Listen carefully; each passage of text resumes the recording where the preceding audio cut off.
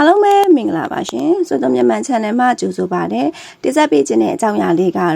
တိုက်ဆက်များရဲ့ကံကောင်းသောအိမ်တော်ကြီးနဲ့ကံမကောင်းသောအိမ်တော်ကြီးအကြောင်းပဲဖြစ်ပါတယ်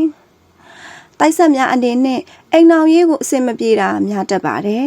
ဒါပေမဲ့ဖူးစာစစ်မှန်ပါကကောင်းကျိုးတွေခံစားရတတ်ပါတယ်တချို့တွေအနေနဲ့ပြောတတ်ကြပါတယ်သူကတော့တိုက်ကလာပြီးတော့အိမ်တော်ကြီးကံကောင်းလိုက်တာငါတို့ကြတော့ဘာလို့တောကများနေတာပါလဲအမှန်တော့အဲ့ဒါကအတိတ်ကပါလာတဲ့ဖူးစာရေးဆက်ကတကြောင်ဖုံးကန်တူစိတ်တူကိုတူဖြစ်နေသည်ကတကြောင်မိမိတိုက်နှံကိုယ်တိုင်ကဖူးစာမှတ်ပေးလိုက်တာမျိုးကတကြောင်အဲ့လိုအခြေအနေမျိုးတွေမှာအိမ်တော်ကြီးကတာယာပြီးတော့ပျော်ရွှင်ကြည်နူးရပါလိမ့်မယ်အဲ့လိုမှမဟုတ်ပဲဖုံးကန်မတူပဲတိုက်ကဖြတ်တဲ့ကြားကပေါင်းဖက်လိုက်တာက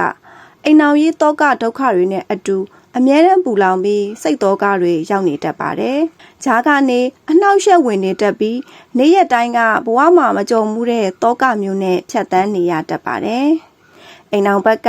အစပထမကောင်းမွန်နေရင်တောင်မှနောက်ပိုင်းကျပြောင်းလဲတတ်တာမျိုးကိုယ့်ဘော်စိတ်မရှိတော့တာမျိုးဖောက်ပြန်ခြင်းတွေနဲ့ရင်ဆိုင်ရတတ်ပါတယ်။တောကဒုက္ခများပြေပြောက်ချင်ရင်တော့မိမိတို့ရဲ့တိုင်နှံအားတောင်းပန်ခြင်းကြော့ပွဲများအကားဆုတောင်းခြင်းများကိုပြုလုပ်တင်ပါတယ်။သမီးကြီးစားများအနေနဲ့ကိုချစ်တဲ့သူနဲ့ပေါင်းဖက်ခြင်းနဲ့စိတ်ပေါ်လာတဲ့အခါ